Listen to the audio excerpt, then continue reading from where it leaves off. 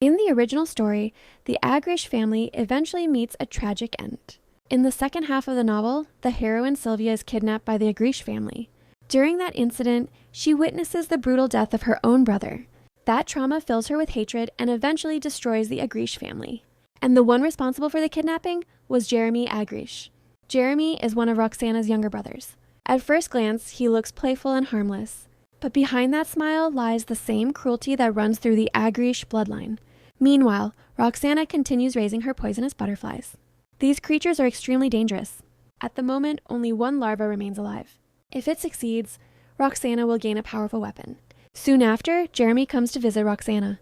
The two siblings speak calmly, but neither of them truly trusts the other. Jeremy becomes curious about the prisoner Roxana brought earlier. Later that night, the Agriche family gathers for their monthly grand feast. During the feast, their father announces something interesting. A child from the Pedelian family has been captured. Not just anyone, the Blue Scion. The Pedelians are known as judges with absolute integrity, and among them, the most noble heir is Cassus Pedelian. But now, that noble heir has fallen into Agriche hands. To the Agriche family, he is nothing more than a toy. However, Roxana's sister Charlotte becomes furious. She accuses Roxana of stealing her toy, but Roxana remains completely calm. In the Agriche family, strength decides everything. Charlotte attacks Roxana in anger, but the outcome is obvious. Roxana defeats her effortlessly. Jeremy watches the scene with amusement. This family doesn't raise children, they raise monsters. And today, Roxana Agriche watches another. Life slowly breaks inside the Agriche mansion, a place where cruelty is treated like entertainment and mercy simply doesn't exist. In front of Roxana lies a strange egg, one of the poisonous creatures cultivated by the Agriche family. These insects are not ordinary. They are raised through pain and experimentation to become deadly butterflies, weapons coated in lethal poison. As the egg begins to crack, a small larva forces its way out, tearing through the shell while blood spreads across the floor.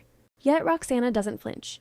In this house, even children are raised to accept suffering as something normal. These fragile larvae will one day become beautiful butterflies. But beauty in the Agriche family always hides something terrifying. Every butterfly carries poison strong enough to kill, and Roxana is the only one capable of controlling them. While the family continues their twisted experiments, another victim is suffering nearby.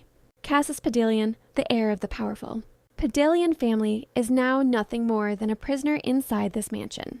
His body is covered in wounds, chains bind his hands, and blood stains the floor beneath him. Despite everything he has endured, Cassus refuses to break. The Agriche family wants to hear him scream, to watch him beg for mercy, but he denies them that satisfaction. Roxana watches him quietly from a distance. Unlike the others in her family, she doesn't look entertained. When their eyes finally meet, Cassis stares at her with pure hatred. To him, she is just another Agriche, another monster born from this cruel family. And honestly, he isn't wrong.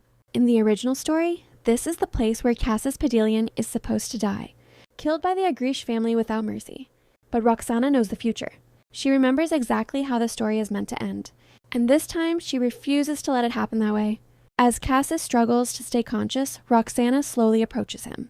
A faint smile appears on her lips as she looks down at the man who was meant to die today.